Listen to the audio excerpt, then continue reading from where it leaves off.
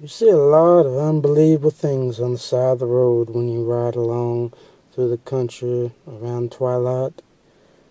The last bit of sunlight streaming through the thick trees and undergrowth kind of makes you question whether or not what you're seeing is real, because it adds a almost ephemeral quality to the sights around you. Well, I remember one time I was on the way back from visiting my good friend who lived out in the country, way, way out in the country, that is. It was me and his younger brother and his grandmother, whom I'd gone out there with. They were neighbors with me at the time. We was on the way back from having a visit with them, and it was twilight time. The trees that ran all along the sides of the road were monstrous oak and pine trees, all manner of foliage around them.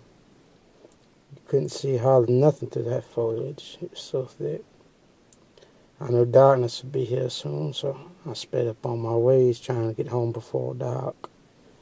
Well, I tell you, if it hadn't been for David keeping an eye out through the window at his side, I wouldn't have stopped. I would have sped on by without even glanced to his side of the road and seeing that strange sight that day. David, who had been in the passenger seat, gave a gasp of shock. Disbelief at what he'd seen told me to stop. I slammed on brakes, didn't know what to think.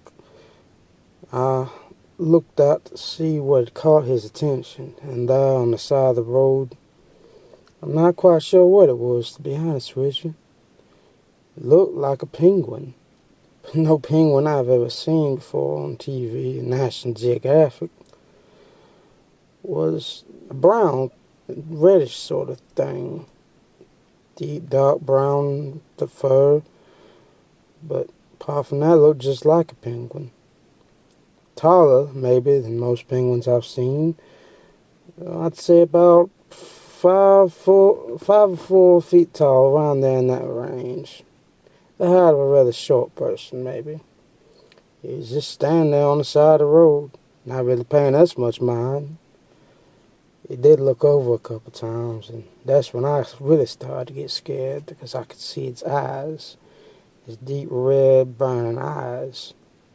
Now, even if it was a penguin, me living in the South, that'd be a strange sight. Even if it was a penguin with brownish red fur, me living in the South, that'd be a strange sight. But hardly anything that has eyes like that, I'd say, is a good thing.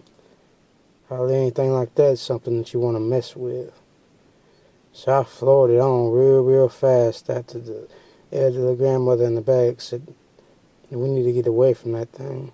She caught kind of a bad feeling off of it, and I'd be lying if I said I wasn't getting the same, especially after catching a glimpse of its eyes. David, he wanted to go back and take a look at some more and maybe try to catch it, but majority won out on that, thankfully.